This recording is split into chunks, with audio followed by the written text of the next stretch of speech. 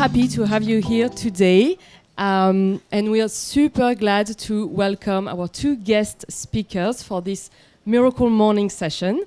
We've started the day with hot coffee. Let's continue with fresh insights. And the goal for today is with our two speakers to ask the real retail media questions. So we'll touch on retail media scalability with Daniel from BCG, and then we'll go straight to marketplace monetization with retail media with Mirakl from Forrester. So retail media is everywhere. I guess every second conference and conversation here is about retail media. I guess, well, the real buzzword this year is AI, but retail media is close second. So retail media is not an emerging channel anymore, and the idea is not whether or not retailers should do it, but how.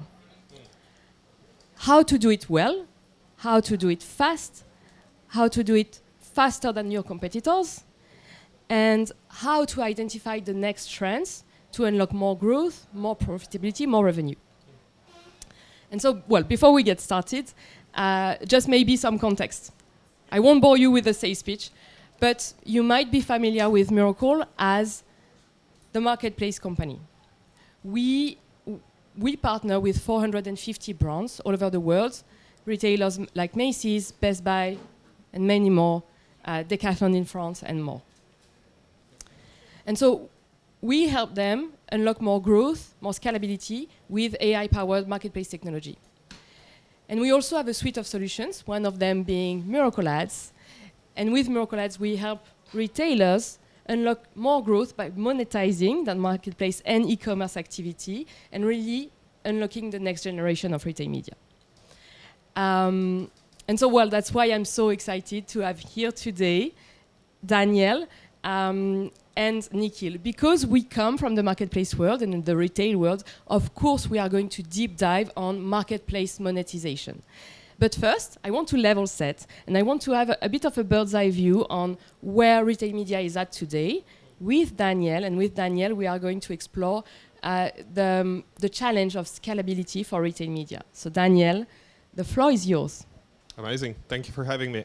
Just quick intros. Daniel, I'm leading retail media for our EMEA region in Boston Consulting Group. I'm largely working with retailers and also brands to help them leverage retail media as much as possible. So I'll walk through today a few of the insights from the latest research we did, which starts with a graph chart, as one does, of how quickly retail media grows. And you'd see probably hundreds of these graph charts around, and everybody is going to have a slightly different number, but the message is clear. Retail media continues full force growing, right? We are predicting more than 15%, 17.5% global growth, and it's across regions, right? The very exciting part is the rest of the world is finally picking up from like very low digit numbers, and like we're having great discussions with people in APAC, we're having great discussions with people in South America. So like a lot of people are getting under the hood of retail media and trying to leverage it. Close to home in EMEA, again, we're predicting quite high growth, and this would be across all the markets. UK, France, clearly the most mature, but some of the tail markets as well are picking up. What's driving the growth? So if we look at the demand side from the brands, actually 98% of the brands that we surveyed said that they would double down on retail media and have been doing so for the past 3 years. And actually the ones that have invested and grown retail media by more than 20% have seen outsized returns, our research found, and they plan to continue doubling down and invest more, grow by more than 20% again. And the key reasons are at the bottom. So the key number one reason is the ability to use the 1P data from retailers and broader commerce media networks to target customers in much more precise manner and the right customer groups that they want to go after, right? And this generates return number two, higher ROI versus some of the more generic targeting that they have been doing elsewhere. So critical bit for RMNs to focus on is advancing this targeting capability, and we'll talk a little bit more about it. What does that actually mean? on the retailer side, what has been really the unlock is the high profitability of retail media. I mean, a lot of the retailers, some of you in the room, but also others know that like the retail media margins are tiny, right? So like 3% for grocer, maybe up to 10% for some of the other categories. And retail media's inside shows that it's more than 65% margin for retail media business.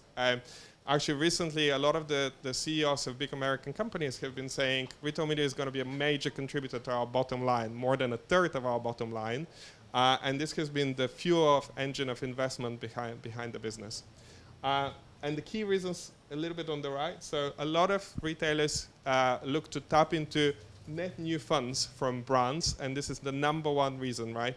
And that's super exciting, because when we did this research 2 years ago, actually people were wondering, is that cannibalizing our like COGS spend, our commercial money that we're getting from brands, or are we going to get completely net new money? And actually now it has become the #1 reason why people go after retail media, to secure net new money. So the discussion is moving, which is very exciting. If we move on, one of the key and one of my favorite insights, and one that I'll repeat a few times today so that you remember it, is brands expressed clearly that they do not want to deal with multiple retail media networks. They want to deal with max 4, right? And the majority of them said for operational burden, for splitting our resources and our budgets, we really want to target at most 4 retail media networks. You see the number of logos on this page, and there are many, many others that I might have forgotten, right? But like in some of the markets, and this is only in Europe, there's hundreds of retail media networks, and they need to compete and really develop their capabilities, leverage their unique advantage, and develop a differentiated proposition, which sets them apart from the rest, so that they become one of these 4. So if we then deep dive into what would be that differentiating advantage, we analyzed, as I said, 100 retailers' responses in our research, and we found out that there's kind of 6 big areas of challenges that they face across the board, from customer experience to go-to-market to setting up the right proposition, right op model, tech, etc. And we deep dive into each one of them today to understand a little bit what are the key success factors behind scaling retail media. So circumventing some of these challenges and making sure that you know how to advance your retail media network. So let's deep dive.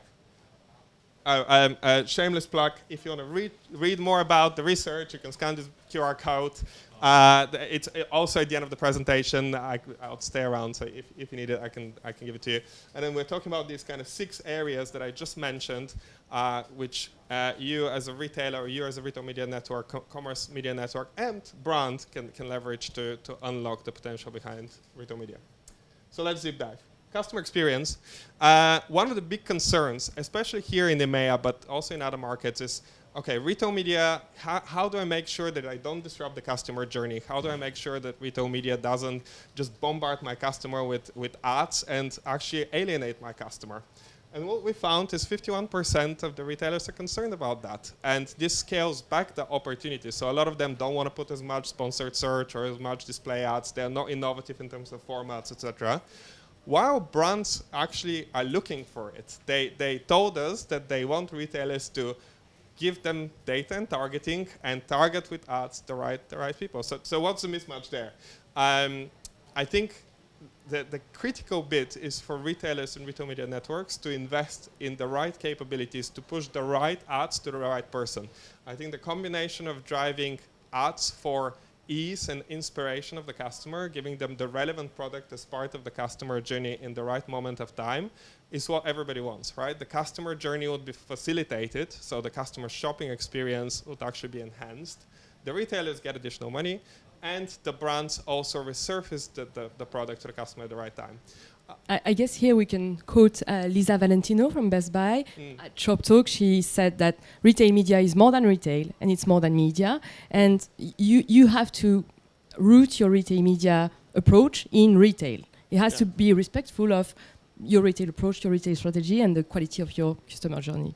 Yeah, spot on, spot on. And actually, a lot of what we typically speak with clients is you need to set up the right guardrails and just let the retail media engine take over, right? So you need to know what categories you want to push to a client, where you want to have advertising versus not, what's the sensitive areas, but then let the algorithms work for you. And a couple of the elements, and actually we're having a lot of discussions in this Cannes series, is around Gen AI and AI agents, and how do you leverage those to optimize the ad exposure and the ad experience for customers. So making sure that the customers that have higher propensity to engage with an ad see many more ads, versus a customer that actually starts to bounce back from your web pages or starts to alienate in terms of engagement metrics, don't get that many ads shown to them. And the last bit here that we typically look at with retailers, and one of the success factors, is rapid test and learn. There's no unique answer for everybody, so get ad formats out there and try it, see what the engagement metrics are, and scale them back or scale them forward if these are successful ones. So that's area number one. Area number two is, well, how then do you go and tap into this incremental funding? How do you set up a go-to-market strategy that works? And a lot of what retail media used to be was a conversion metric, right? A conversion technique, lower funnel, where people were going after, we want to sell a product, we'll push that product, that's it. Now what we're hearing more and more is brands are actually interested in some of these innovative awareness assets. So they want the full funnel solution. And these are the retail media networks, the 1 out of 4 that they will be willing to prioritize. I told you I'll be repeating 1 out of 4 a few times. So they want to prioritize the retail media networks that can provide them with that full funnel opportunity. It's not only about the core formats, still very important. 50% of people said this is very important for us to continue monetizing, but also driving some of the innovative assets and omni-channel, right? One of the huge differentiators for retail media networks is the in-store physical channel that they offer. But it's not only about inventory. It's also below the surface, right? It's not a consultancy if there's no iceberg and there's no below the surface iceberg. So it's all about building the capability underneath as well, and showing that ad orchestration for the customer. So what's the next best action on the ad side if the customer actually interacts with the ad, right? Do we show them more ads? Do we scale back? Is their basket full of these products already? So should we scale back a little bit? Should we push forward? So what does it mean in terms of ad orchestration? And also showing that this full funnel approach drives impact. So showing the measurable insights on incrementality, on brand heat, etc. Area number 3 is deeping into this incremental bit. So our survey actually found that retail media networks secure different levels of incrementality of funding from brands, between 20 and 90%. And this is an interesting metric, because when we launched this study before, a year ago in Namur, the average was 70, and there wasn't a huge deviation. Now we're finding this massive deviation, which basically means that you need to set up the right practices to secure this incremental funding rather than just cannibalizing your commerce spend. And you'd see the number one reason there is having a separate retail media team that speaks to the different marketing teams in the brand side and unlocks these marketing objectives rather than necessarily having a commerce team going to the sales team on the brand side. Going further, I'm cautious of time. Tech, right? One of the big areas that we discovered is actually tech is lagging the needs of the brands. A lot of them have the core ad tech capability plugged in. So a lot of the retailers, 76% have the core ad tech, but actually 56% are struggling to identify what are the next layer of opportunities they should be building on top of this core ad tech to drive a differentiated proposition. And digging deeper through those who actually have seen outsized returns, we see there's 3 areas that you should deep dive on. One is advanced audience targeting, and we'll deep dive into each one of them, so I wouldn't go too much. The second one is reliable and transparent measurement metrics that are fit for this full funnel approach. And the last one is user-friendly, automated, self-serve platform that can do optimization for your ad campaigns. Going into one of my other favorite insights, by the way, I'll highlight a few so that you remember those, if anything. So the brands we surveyed and the retailers we surveyed, we basically asked them, how many of you have each of those targeting capabilities? And you'd see the tall green bars is what targeting capability currently exists in the retail space, and it's largely demographic, keywords, like basic targeting capabilities. But actually what brands want is the tall bars on the right, which is the behavioral targeting, the contextual targeting, etc., which not many retailers or commerce media networks provide. And this is the gap, and this is the differentiating capability that brands and retailers should go after. The second differentiator is measurement, right? We know that this is a big pain in the industry. Brands are struggling. There's lack of standardization in the measurement metrics, etc. What do they actually want? They want three things. Number one is real-time campaigns performance tracking. Like a lot of people are really struggling. Oh my God, it's really hot in here. Really, a lot of people are struggling providing real-time reports. Most of the retailers actually provide 4 to 6 weeks after the campaign has finished a report to the brand. So how the brand optimize for it? Like they really want the real-time retail media insights so that they can optimize their campaign real time, right? The second one is true incremental measurement approach. So an incrementality is huge for brands, right? Would that customer have purchased for me already? Like would they have gone after my SKU and my brand? Or is that a net new thing that this retail media network can bring to me? So one of the key capabilities that takes a long time to build and also to get the brands on the journey is that incremental approach. And the last one is scenario planning. Brands would love to get their hands dirty and see what would work and what wouldn't work, right? Cost of time, again, if there's 2 messages, I'll leave you with today. Number one, retail media networks need to fight for one of these 1 out of 4 places that brands would dedicate their retail media money to. So you need to act fast if you're in the commerce media, retail media space to become one of these 4. And then second, what are these trends that are going to shape the market? So we see kind of six big trends. I think number one, really investment into personalization and targeting. And the more personalized and targeted ads would win much more investment in the future. Like strong investment from a lot of retailers in the space. And we predict that in the next 9 to 12 months, these charts that were looking at the targeting would actually be skewed much more towards the advanced behavior and contextual targeting. Number two, offsite is finally getting prominence. Like offsite is getting big and a lot of partnerships are forming in the space. It would be a big percentage of the revenue overall. Number three, consolidations and partnerships, right? We saw the number of retail media networks. We're predicting that there will be a huge consolidation in the space, huge partnerships, data aggregations, etc., that would happen in the space. Number four, op model would be one that distinguishes the successful scalable players, right? So op model is the one that retailers can trip over, not having the right team, not having the right races in the organization, etc. Measurement would continue to be a pain, I'm afraid to say. I don't think it's going to be solved in the next 9 to 12 months. So keep on pushing. It can be a differentiating advantage for those of you that are in the tech space, if you get it right. And then the last thing is actually retail media is getting huge prominence and huge buy-in from all stakeholders these days. And this is super, super exciting. Before, we were fighting for money to get retail media through the lines, on the brand side, on the retailer side. Now the CFOs are the biggest advocates. They want these margins. They want the 65% margins. So it's an exciting time for retail media. Thank you very much, guys.